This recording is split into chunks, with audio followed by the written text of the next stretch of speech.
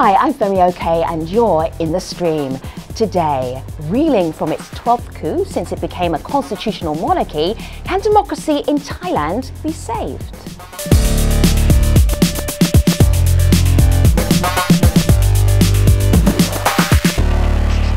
So in the past week, international networks like Al Jazeera, news networks in particular, haven't necessarily been broadcasting in Thailand. So this is going to be quite interesting because we have a conversation about Thailand that some of our Thai community may or may not be able to see. How challenging is that for you, Malika Bilal, digital producer of the stream? Well, a bit more challenging because that block also affected some social media sites pretty temporarily. So some people in Thailand on Facebook were pretty upset today when they couldn't log on because it was temporarily blocked by the Ministry of Information. So we had some people decry what they called censorship. Supina says if it was the intention to block Facebook, it was a wrong decision. However, it's a wake-up call to all Thais. On the other hand, you had some kind of tongue-in-cheek posting things like this: the fashion of the day, I survived Facebook downtime. Those were the worst 30 minutes of my life. So for those of you at home, whether you can get on Facebook or Twitter, Google+, send us your thoughts using hashtag AJStream.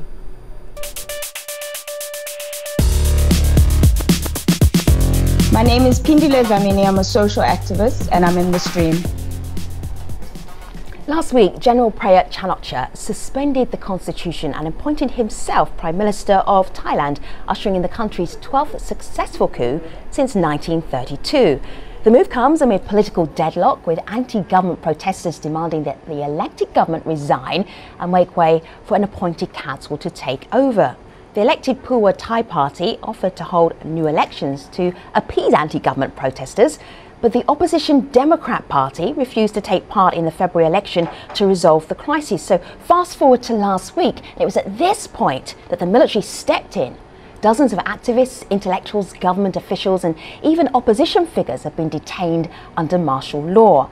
Now, back in December, we tackled the political crisis in Thailand when anti-government protesters were initially demanding the resignation of the then Prime Minister Yingluck Shinawatra. Here's a segment from that debate. Have a listen.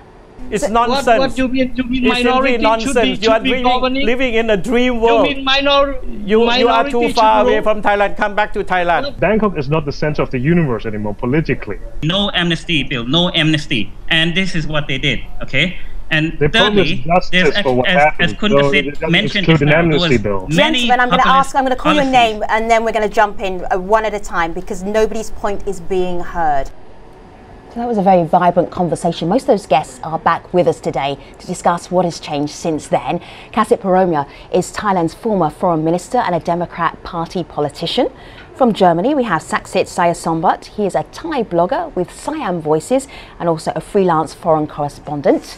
Sulak Lamubo is a reporter with Prakatai, that's an independent Thai web publication, and that site was also temporarily blocked in Thailand.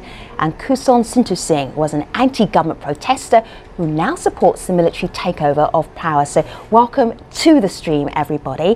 Sulak, I just want to start with you. Can you give us a little snapshot of what it's like under martial law in Thailand right now from your perspective?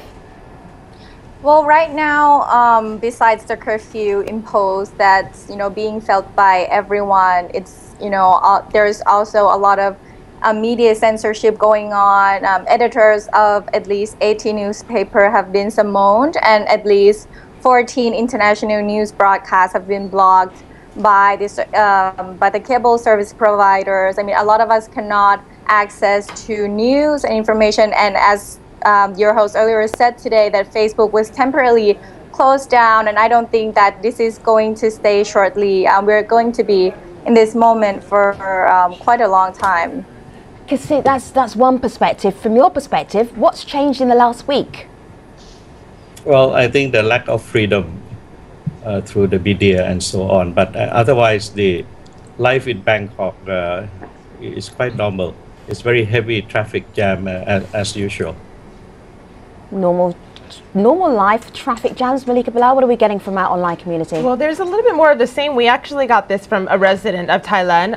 Farron tweets in, pre-coup, 26 killed, including children. This person writes, almost 800 injured approximately, daily grenades and shootings. Post-coup, none of the above. Saxit, of course, you are not in Thailand right now, but from what you're hearing from your friends and family members who are, is this the same sentiment that they're getting, that now that the military takeover has happened, things have gone back to normal? Well, Malika, of course, it always depends who you're talking to. I mean, people that have been against this government, they are very happy about the coup that has happened today. Those that were supporters of the government that has been toppled, of course, they're not happy about that. And the problem is not so much that the violence that we have seen in the past few months and the political turbulence. It's more like that after this military coup, Thailand's political problems have been exacerbated. If a military coup is something like a declaration of bankruptcy, now the military is basically the liquidator, and I'm not sure if they're a good liquidator about this. So, Saxit, just to go on that theme there, how do the military actually run Thailand right now? Are they in all of the ministries? Are they running the schools? Are they running the garbage collection? I'm just trying to get that sense of how life is still fairly normal. Well, I wouldn't be surprised if they take over the garbage collection as well. But right now we have the Senate, which is the upper chamber, that is gone. So basically the military junta is now in control of the executive and the legislative. There's a new administrative structure which are overseeing all the ministries. There's an advisory board full of militaries now standing next to the head of the military junta. So basically it's very much a mix of military generals and technocrats right now that are running the country, and what we are going to see ahead, we don't know yet, probably more of the same. So, Kasib, a couple of months ago, you were very anti the current administration. You felt that it was time for them to go. They have now gone. Was this the scenario that you imagined? No, I didn't think so.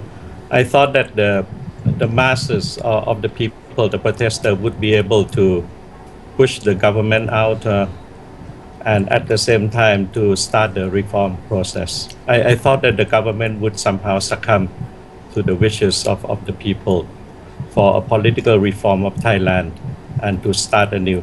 But military intervention was not in my thought at that time. Sulak.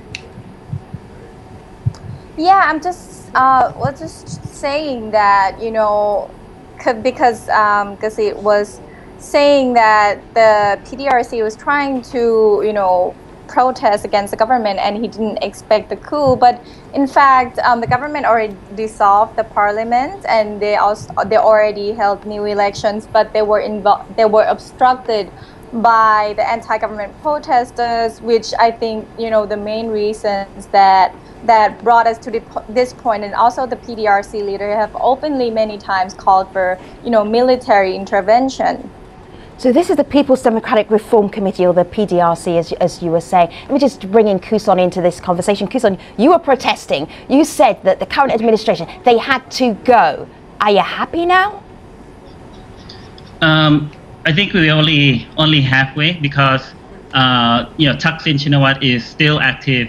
So to say, I'm not happy totally yet, because as long as Thaksin is still active, he will still try to come back.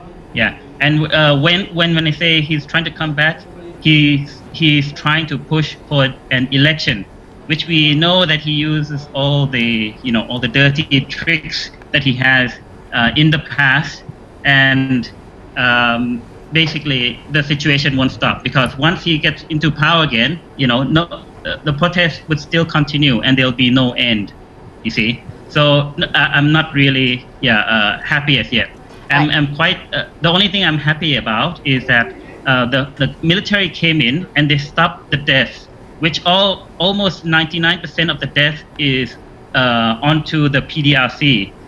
The seven, if you saw the figures there, mostly are of the PDRC. Right. Okay. All right. And, so Kuson, take a breath for a moment, because I want to bring some of the Kuson, take a breath for a moment. I just want to bring some of the community in. Malika, I said it might be 5 or 6 minutes before we hear the name of Thaksin Shinawatra. He's a former Prime Minister for Thailand. So it's about 7 minutes, Mark. So I was just off a little bit. What's the community saying? Well, online, what we're seeing is pretty divided, and yet we see tweets like this. This is someone who says actually it's not divided. The army has 90% of support support to uproot criminals and puppets, this person says, which destroyed the Thai economy and bankrupted the government. But Kasit, I actually want you to have a look at this next tweet from Ramiz. So following up on what the military has done, Ramiz says the government or the military really needs to come up with a roadmap. Amid all the mess, the voice of the common Thai person has gone missing. So, Kasit, what is that roadmap? What does it look like? Could you describe that for our international audience of what comes next? Well, let me paint you a short picture. I think for the democratization process of Thailand, the past, say, 80 years, has undergone maybe three major phases. First, to overcome ideological conflict, namely the spread of communism in the 1950s right up to the middle of 1980s. And from the 1980s, it's getting rid of military government or militarism. And by, I think, middle of the 1990s, we thought that we would have democracy in place.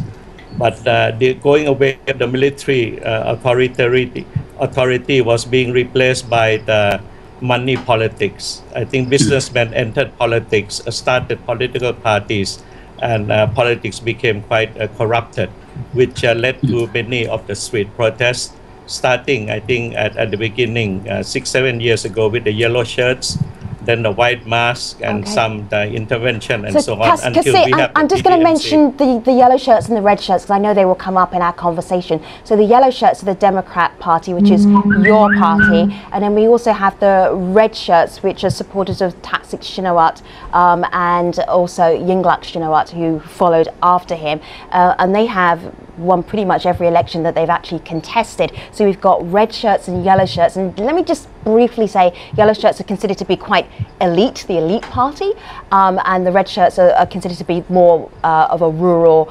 proletariat kind of party. So just so that people who are watching internationally understand this. But what does this say about democracy in Thailand? What was the point that you were heading towards? Does it mean that we're not there yet, that we don't have stable democracy that can't be overtaken by the military? I think we have had all the fabrics of democracy. We have all the independent institutions, political parties, the independent courts, the rules of law, freedom of expression, and so on.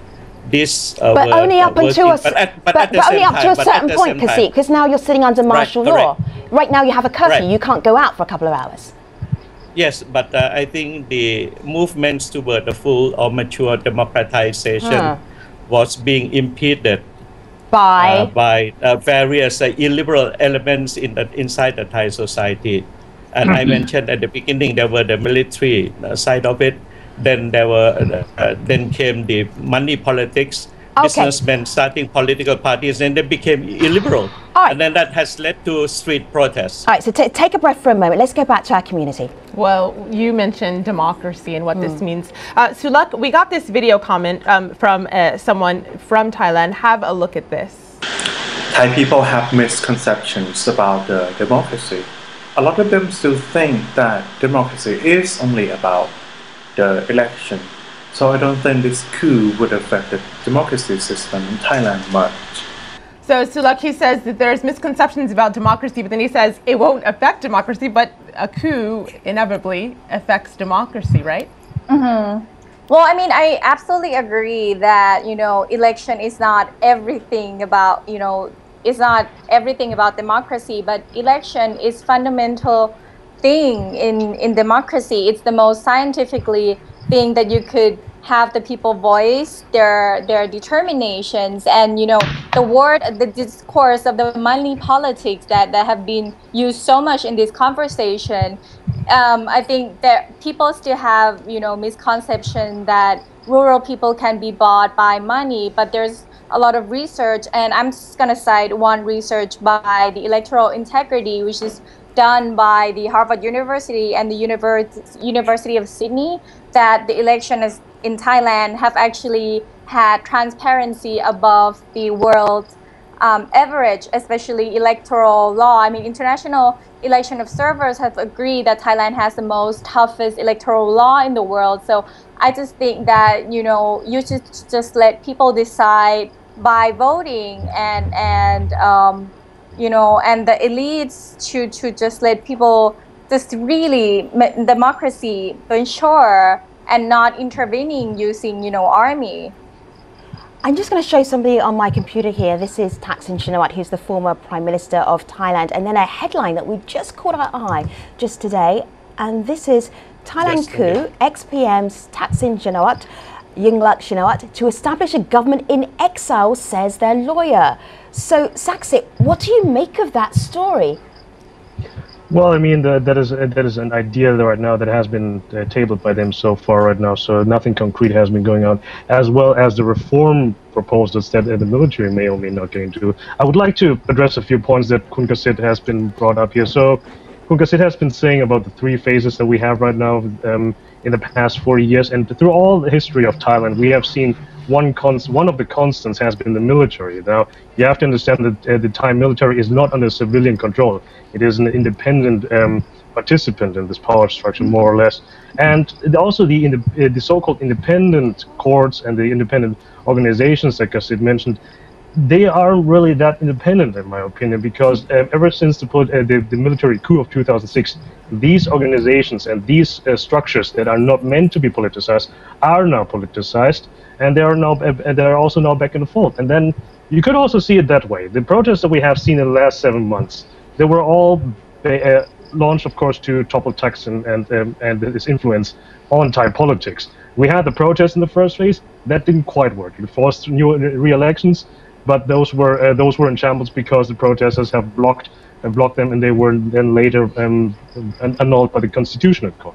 The second phase was then by the judiciary. The Constitution Court has then toppled Yingluck Shinawatra out of office, but the rest of the cabinet is still there. And now the last phase is the military coup. I'm not saying they're all working together, but then the interests of them are very aligned to each other, all three of them. So do you feel that this is a plan? This is like a step 1, 2, 3 plan? Saksit, is that what you're trying to get at? Well, I'm not saying that they are now in the cahoots with each other at the same time, but I'm saying that there is a huge overlap of interest with all three of them. Sure. I'm just interested, Kasit, on how much you talk to the military. Do you have a relationship with them? Does the opposition party have a relationship with them? Do you work with them? They have a lot of control. Well, when we were in the government, and then we have to control them as much as possible. How do you do that? And, well, I think we have to keep on insisting on the civilian dominance over the military. But that didn't go well this time, right? This time did not, because what are the reasons? That it goes back to what type of government you are. If you have become illiberal. So, Kasit, this comes back to that issue about democracy. If you have a military that decides what kind of democracy, is that a special brand of Thai democracy, or do you think it's just a work in progress? I think the military intervention is the end result of the failure of an open democratic system. Okay. When the open democratic system has become illiberal, then we see the military intervention, as in the case of Egypt, which has just happened a year ago, and military support by the Tunisian army to the civilian administration that brought about changes and so on. Right. So I think we are still in a democratization process where democracy is not mature. Right. And when we had troubles and politicians could not agree with one another, the military as an institution, a sort of protector of the stability, does intervene. It's quite inevitable that when there is intervention, it should not have happened if we have a more mature democracy. But we so far have not been able to have one. So there is a military intervention. All right. Saksit, we didn't hear you. What were you trying to say? The problem is with democracy in Thailand is that you need to let it breathe, you need to let it grow, you need to let it mature, as Kasit said. The problem is that democracy in Thailand hasn't been given that chance to mature yet. Malika. Well, no, Kasit, hold on. I hear that disagreement, and hold on to that thought for a moment. Let's just go back to community while we've got time. Well, I don't think you're the only one who disagrees. There's someone who tweeted us in. This is Sir Nigel. He's not from Thailand, and he says, I just turned into AJ Stream, and I'm trying to understand the Thai coup and the reasons. 12 coups is a lot. Does the army have a solid game plan yet? Sulak, this was a question that was asked in a different way a little bit earlier, and I don't think we got a satisfactory answer. So is there a game plan that's been corresponded to the people so that they know what's next?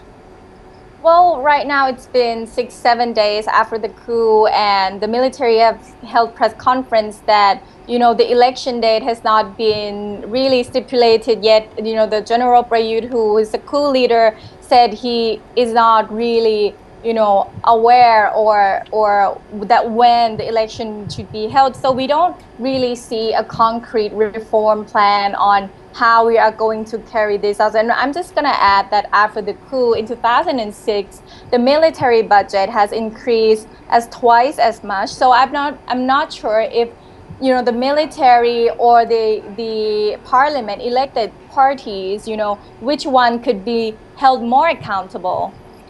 So, Saksik, we seem to be stuck in this endless loop of elections, kind of democracy, then a coup, and then elections, and then round and round and round again.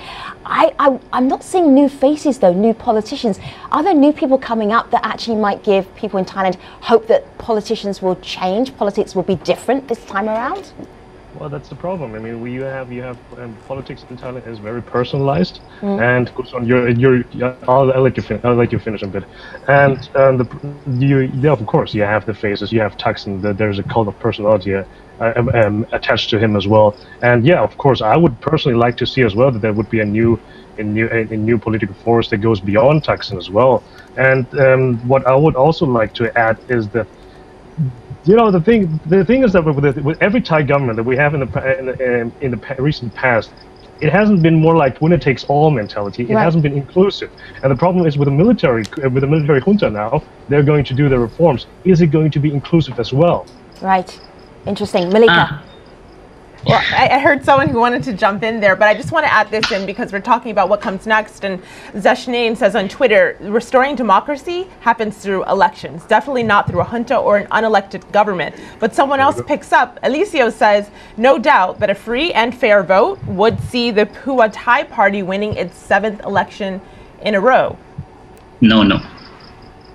Kusan?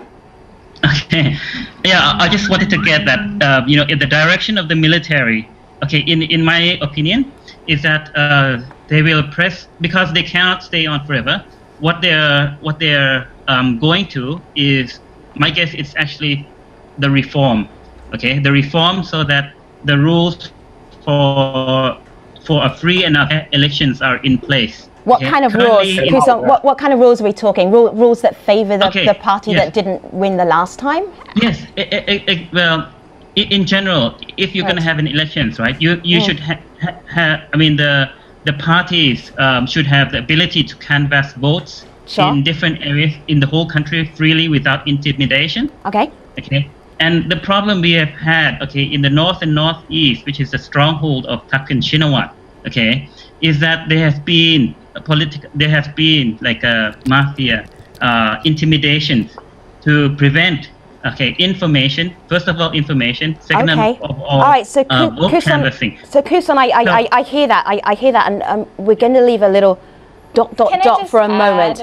And everybody wants to talk in the last 30 seconds of the show. Guess it's the last 30 seconds of the show, but it's okay. We have a post show at stream.aljazeera.com. You will find out what Sulok just wanted to add. Sak said it has got some more to share with you. Kasid, it's got some more information, and Kusan, well, he definitely has more to say, and we will take all of our guests to the post show. But I just have time to tell you about our next AJ stream. We ask, change of topic here, media savvy nuns, yes, I did say nuns, how social networking is helping them to spread their faith and their personal brand. Would Jesus have tweeted? We will find out tomorrow. Stay with us. The post show is next at stream.aljazeera.com. We'll see you online. Thanks for watching.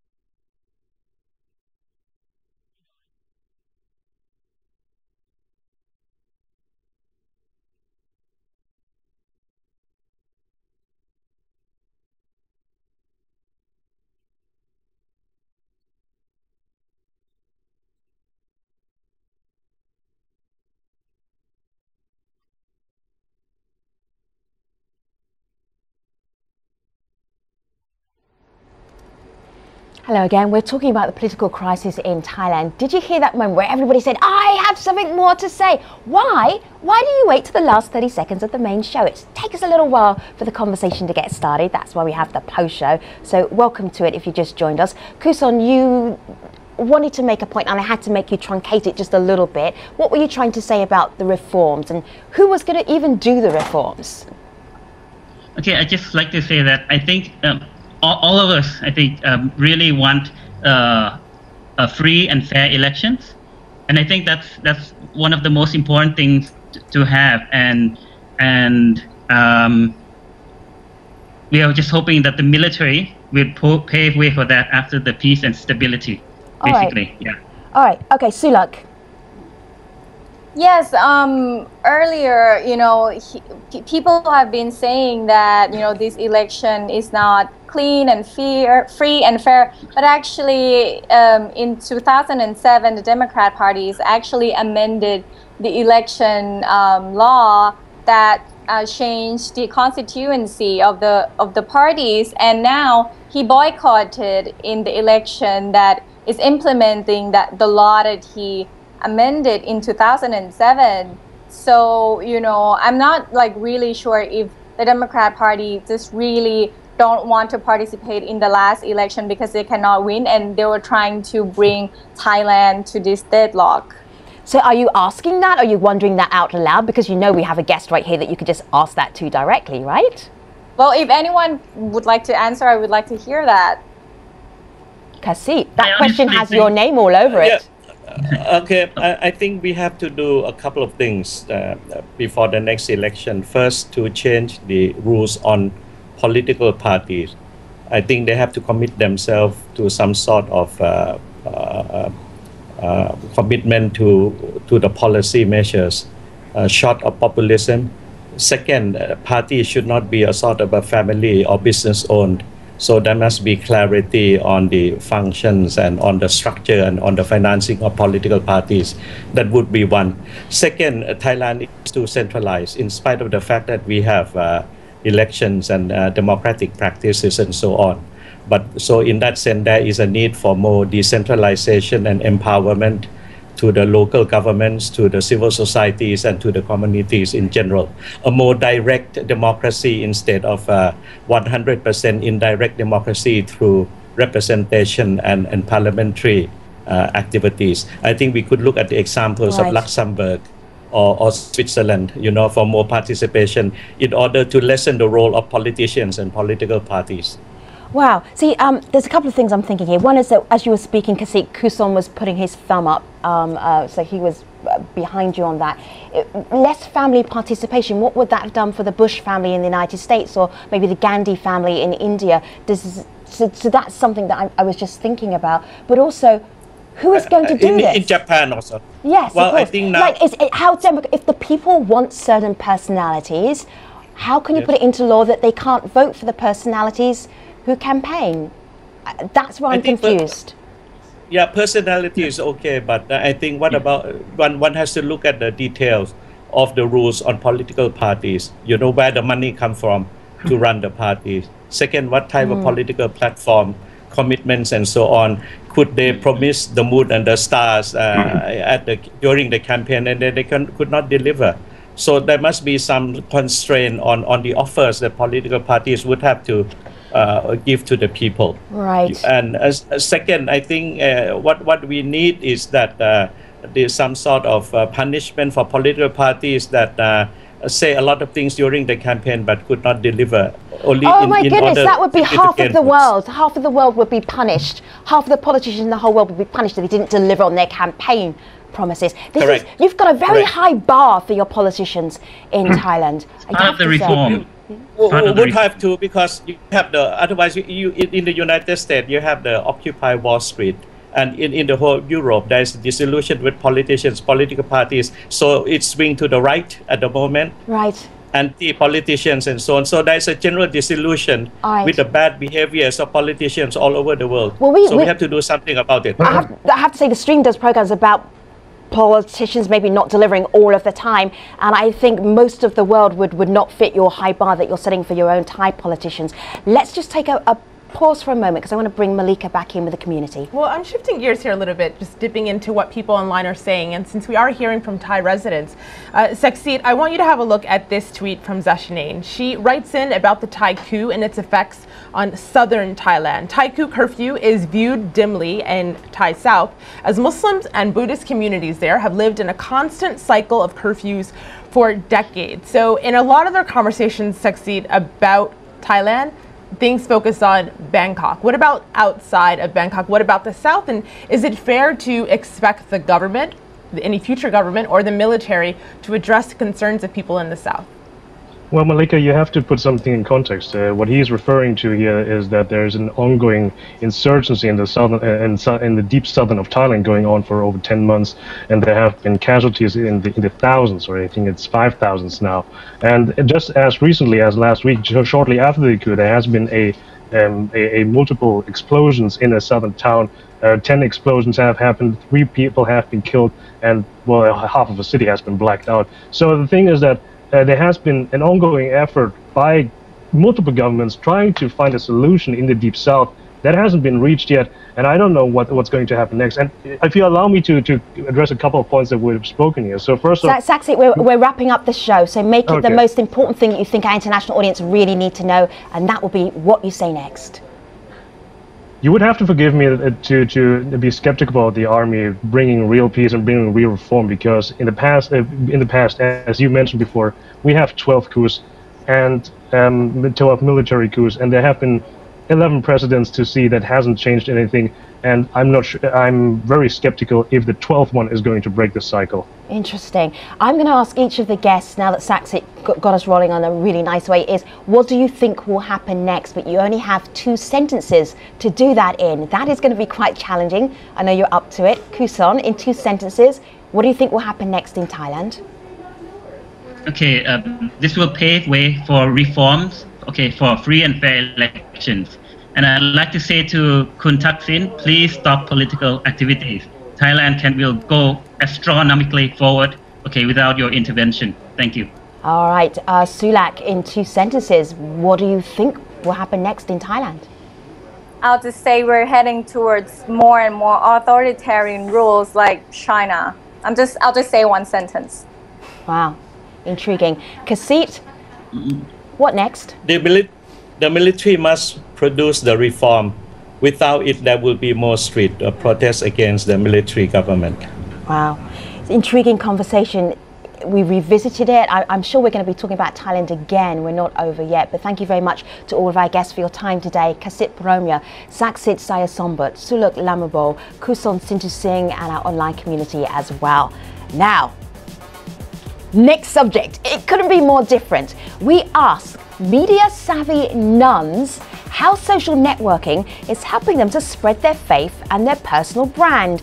Would Jesus have tweeted #TheRealJT? I don't know. We will find out tomorrow. Until then, see you online.